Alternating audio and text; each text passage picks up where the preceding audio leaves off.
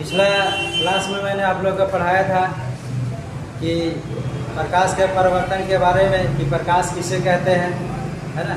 आज बताया जाएगा। इतना तक मैंने बता के आप लोगों को छोड़ दिया था कि प्रकाश वस्तु के आधार पे दो प्रकार के होते हैं। पहला होता है प्रदीप्त वस्तु, जिसे हम लोग दीप्त वस्तु कहा जाते हैं, जिसको ल्यूमिनियस मेटल भी कहा जाता है। दूसरा होता है आपका अप्रदीप्त वस्तु, है ना। आइए तो आज बता देते हैं कि वैसा वस्तु या दीप्तमान वस्तु या फिर दीप्त वस्तु किसे कहते हैं, ठीक है। तो वैसा वस्तु जिससे प्रकाश स्वयं निकलता है, वैसा वस्तु जिससे प्रकाश स्वयं निकलता है उसे क्या कहते हैं? दीप्त वस्तु कहते हैं। दीप्त वस्तु कहते हैं। क्या कहते हैं? दीप्त वस्तु। जिससे प्रकाश स्वयं निकलता है उसे क्या कहते हैं? दीप्त वस्तु कहते हैं। समझ में आ गया? Yes sir.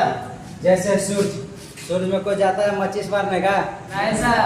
है ना, या बॉल जल रहा है तो उसमें क्या करते हैं हम लोग? माचिस जलता है। नहीं सर। पता चलेगा सूर्य पे जाएगा जलाने के लिए तो नहीं जल के वापस आ जाएगा, है ना।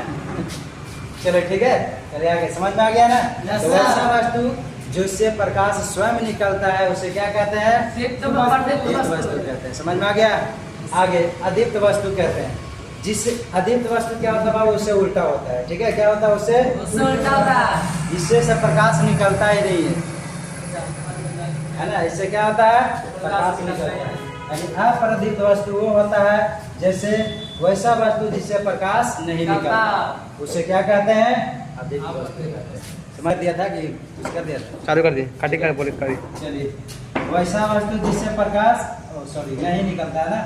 देख लो बाबू, ये सबको गलती नहीं निकले ना, है ना। मिस्टेक से हो जाता है कभी कभी, ठीक है। चलिए देखो, अब एग्जाम्पल भी नहीं लिखे। एग्जाम्पल में क्या हो गया बाबू? टेबल, कुर्सी, है ना। तो वैसा वस्तु जिससे प्रकाश नहीं निकलता उसे क्या कहते हैं? अप्रदीप्त कहते हैं। और जिससे स्वयं प्रकाश निकलता है उसे प्रदीप्त कहते हैं। समझ में आ गया? Yes sir. चलिए ठीक है, आगे बढ़े। Yes sir. आइए अब जानते हैं हम लोग प्रकाश के परिवर्तन, ठीक है। प्रकाश के परिवर्तन के दो नियम होते हैं। कितना नियम? दो नियम। अब कैसे होता है जो देखिएगा बढ़िया से, है ना। कहता है बाबा किसी प्रकाश की किरणें, ठीक है, किसी बिंदु स्रोत से, है ना, किसे बिंदु स्रोत से, ठीक है। मान लो एक बिंदु सूरज हमारा क्या हो गया? सूरज, ठीक है। प्रकाश किससे आता है? सूरज से आता है, ठीक है। बल्ब से भी आता है, किसी तरह से भी आ सकते हैं। तो कहता है वो जो प्रकाश की किरणें जब आई तो उसे क्या कहेंगे? आपतित किरण, ठीक है। किसी बिंदु स्रोत से आने वाली किरणों को क्या कहेंगे? आपतित किरण कहे जाएंगे। किसी बिंदु स्रोत से आने वाली किरणों को आपतित किरण कहा जाता है। और किसी बिंदु स्रोत से आती हुई किरणें किसी दर्पण से परिवर्तन के बाद अलग दिशा में मुड़ जाती है तो इसे क्या कहते हैं? परिवर्तित किरण कहते हैं। समझ में आ गया? Yes sir. आपतित किरण किसी बिंदु स्रोत से आती हुई किरणों को आपतित किरण कहते हैं। किसी बिंदु स्रोत से आती हुई किरणें दर्पण से परिवर्तन के बाद अलग दिशा में मुड़ जाता है तो उसको परिवर्तित किरण कहते हैं। कौन सा किरण? परिवर्तित किरण, ठीक है। चलिए, परिवर्तन आपतित किरण और पहला नियम होता है इसका प्रकाश के परिवर्तन के पहला नियम जो होता है बाबू, आपतित किरण, परिवर्तित किरण और इस पे डाला गया लंब, तीनों कहाँ है? एक ही सतह पे। हाँ, एक ही सतह पे, है ना। यानी अर्थात इसको कह सकते हैं कि आपतित किरण, परिवर्तित किरण और उस पर डाला गया लंब तीनों एक ही तल पे होता है। ये क्या हो गया? प्रकाश के परिवर्तन का पहला नियम है। समझ में आया पहला नियम? Yes sir. चलिए आइए अब देखो एक आपतन कोण होता है ना। कौन सा कोण? आपतन कोण। आपतन कोण जो होता है बाबू, ये आपतित किरण और ये लंब के बीच में कौन सा एरिया में बढ़ रहा है? लंब से आपतित किरण की तरफ बन रहा है। इधर की तरफ बन रहा है, ये दो भागों में बढ़ गया बाबू। एगो आपतित किरण हो गया, इधर परिवर्तित किरण है। ये वाला एरिया टोटल हो गया आपतित किरण का, इधर वाला परिवर्तित किरण, है ना। बस ये दोनों है, बांट दिया गया है दो भाग में। तो इधर वाला जब आपतित किरण और आपतन अभिलंब जब दोनों के बीच में कोण बनता है तो इसको हम लोग क्या कहते हैं? आपतन कोण, ठीक है। आपतित किरण और इस पे डाला गया लंब, जो बीच में जो कोण बनता है उसको आपतन कोण कहते हैं। और इसी का उल्टा परिवर्तित किरण और उस पर डाला गया लंब इधर साइड और बनता है तो अभी उससे कहा जाएगा कि परिवर्तित किरण और उस पर डाला गया लंब के बीच में जो कोण बनता है उसे को परिवर्तन कोण कहते हैं। और ये दोनों का मान क्या हो जाएगा बराबर। जैसे मान लो बाबू यहाँ पे कोण बन रहा है 180 डिग्री का, है ना।